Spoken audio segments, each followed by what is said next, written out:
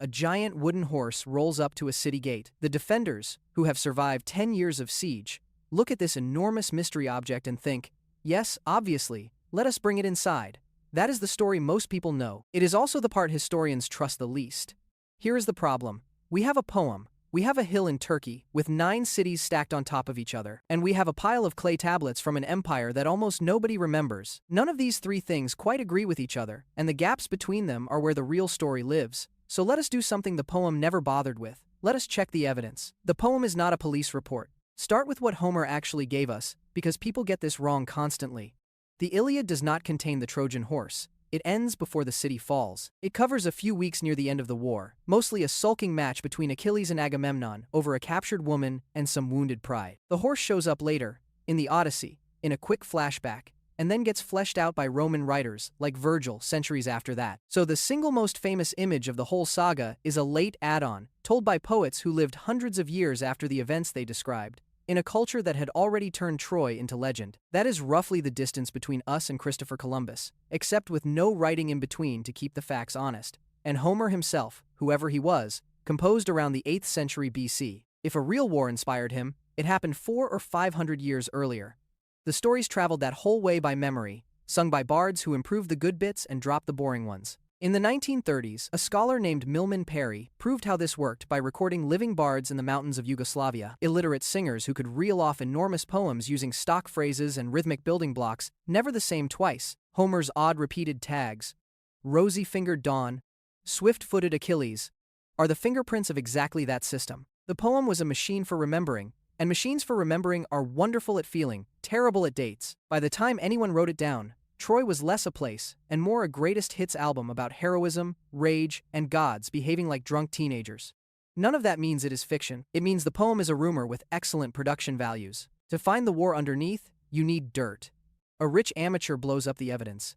Enter Heinrich Schliemann, the man who found Troy and nearly destroyed it in the process. Schliemann was a German businessman who made a fortune, partly through some very creative accounting during the California Gold Rush and by trading war supplies during the Crimean War, then reinvented himself as an archaeologist. He was a relentless self-promoter who lied about his own life in his diaries, inventing childhood vows and dramatic scenes that never happened, so you learn to read him with one eyebrow permanently raised. But he was obsessed with Homer, and he was right about one big thing. Most scholars of his day thought Troy was pure myth, or placed it at a different mound entirely. Schliemann, following a hunch pushed by an Englishman named Frank Calvert, who actually owned part of the land, settled on a mound called Hisarlik near the Dardanelles, the narrow strait connecting the Aegean to the Black Sea. Calvert did much of the early thinking, and got almost none of the credit, which tells you everything about how Schliemann operated.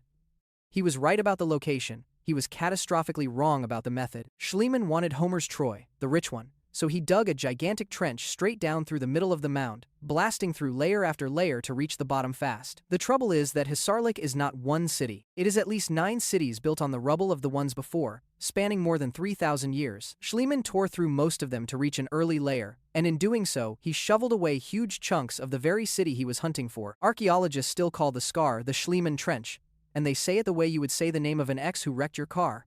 Then he found gold, a hoard of jewelry, cups, and weapons he dramatically named Priam's treasure, after the Trojan king. He photographed his wife wearing the diadems and announced he had found the wealth of Homer's Troy. 2 problems. First, he almost certainly did not find it the tidy way he described, and there are strong hints he combined objects from different spots, and possibly different days, into one glamorous story. Second, and worse for his theory, the treasure came from a layer archaeologists now date to around 2400 BC. That is roughly 1,000 years too early to be the Troy of the Trojan War. Schliemann had found a Troy, just not the one he was looking for. He put Priam's crown on the wrong century. The treasure itself then vanished during the chaos of World War II and turned up decades later in Moscow, where it sits today, still argued over by 3 countries at once. The unglamorous men who did it right? The person who cleaned up the mess did not have Schliemann's flair, which is exactly why he mattered. Wilhelm Dürpfeld, an architect who had worked with Schliemann, understood something his boss never did. You read a site by its layers. Every level of occupation leaves a distinct band of debris, and if you dig carefully instead of frantically, those bands tell you the order of events, oldest at the bottom, newest on top. Dürpfeld identified the layers properly and argued that a later, grander city,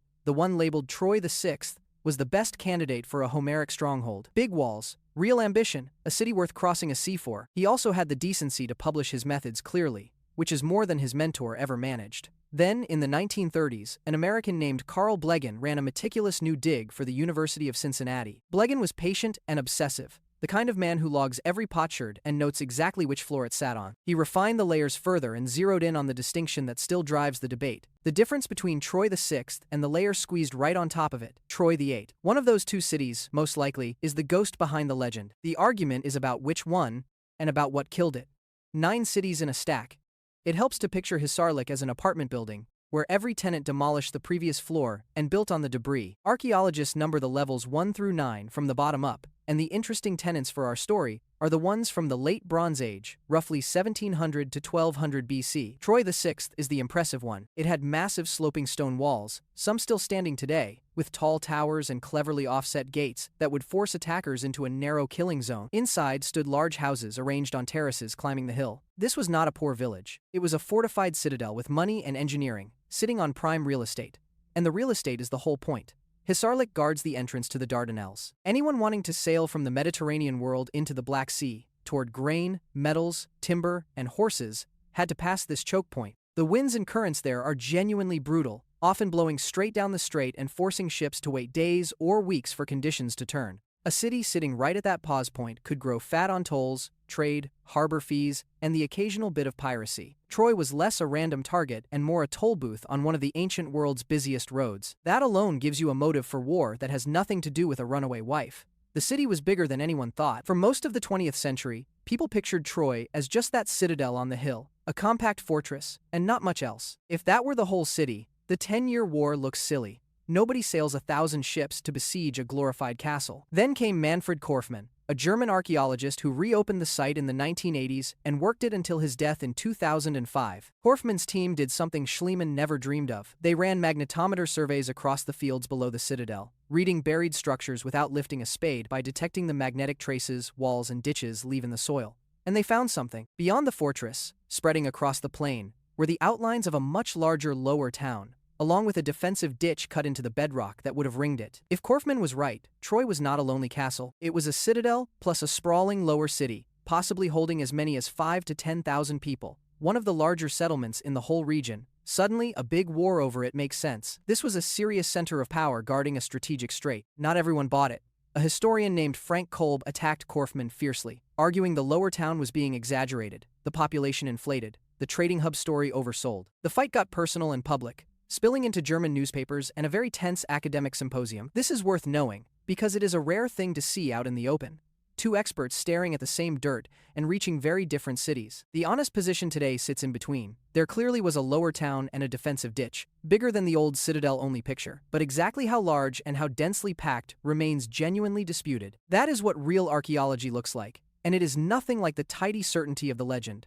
Here is a related detail that quietly rescues Homer's geography. The poem describes a Greek camp on the beach, ships pulled up on the shore, a plain between the sea and the city where armies clash. Stand at Hisarlik today and the sea is nowhere near. The coast is several kilometers off, across a flat farming plain. Critics used to point at this and say the whole setting was invented. Then geologists cored the plain and reconstructed the ancient coastline. In the Late Bronze Age, a wide bay reached far inland, coming close to the foot of the citadel. Over 3,000 years, the rivers feeding that bay dumped silt until they filled it in completely, pushing the shoreline out to where it sits now. So in Troy's heyday, there really was a shallow bay and a beach, close to the walls, exactly the kind of place you could drag ships ashore and pitch a camp on a plain between water and city. The poem's stage directions match a landscape that no longer exists, which is a strange thing for a pure fantasy to get right.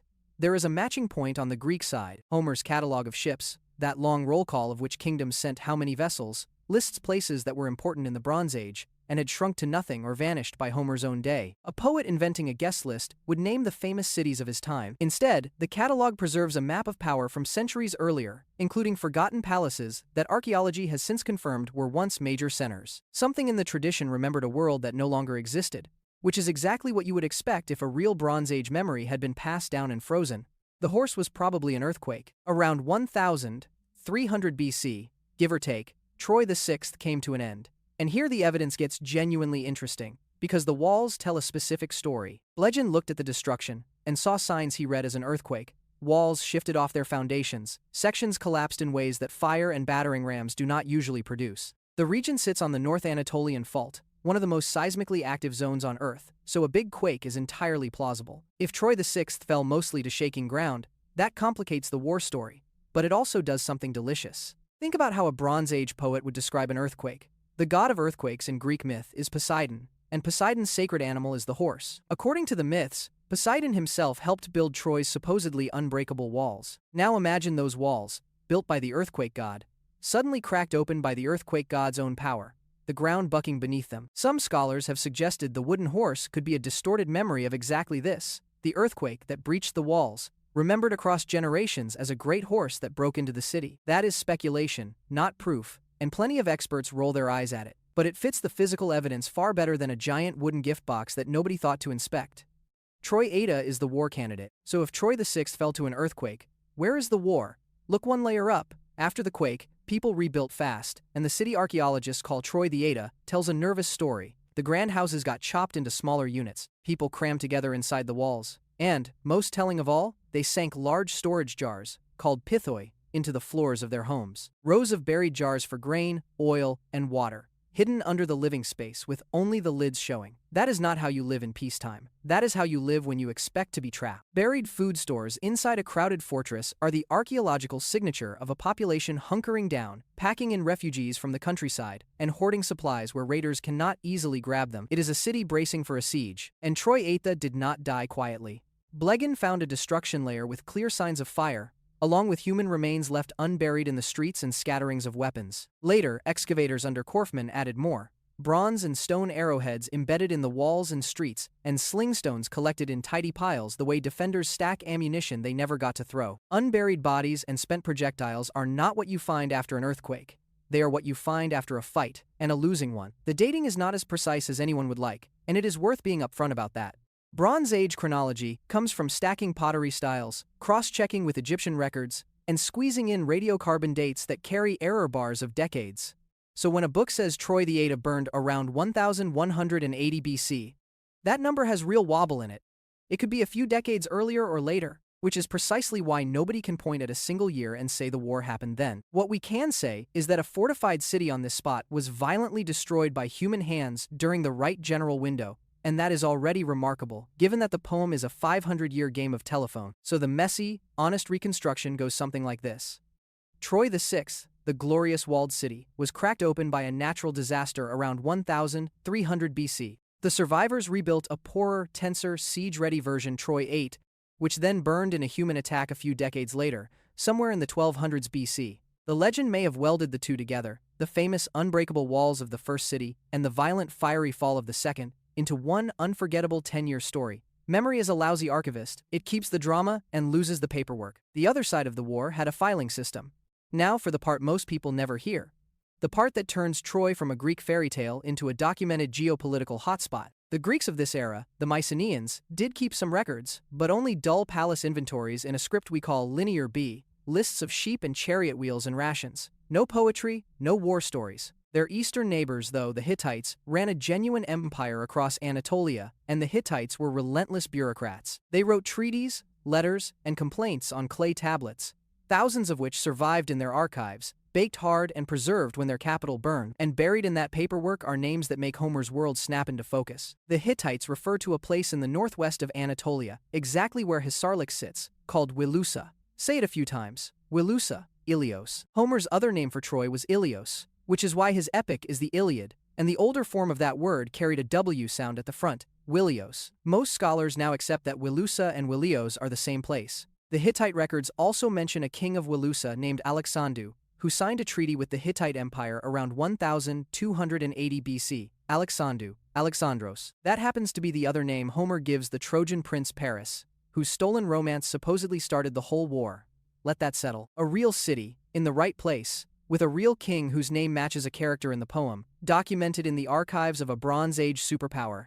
This is not Homer being literally true, but it is Homer standing on real ground rather than floating in myth. Ahiawa, Piamaradu, and a very annoyed emperor. The tablets go further. The Hittites repeatedly mention a foreign power they call Ahiawa, a kingdom across the sea that kept meddling on the Anatolian coast. For decades, scholars argued about who these people were, and the leading answer is that Ahiawa means the Achaeans, which is exactly what Homer calls the Greeks.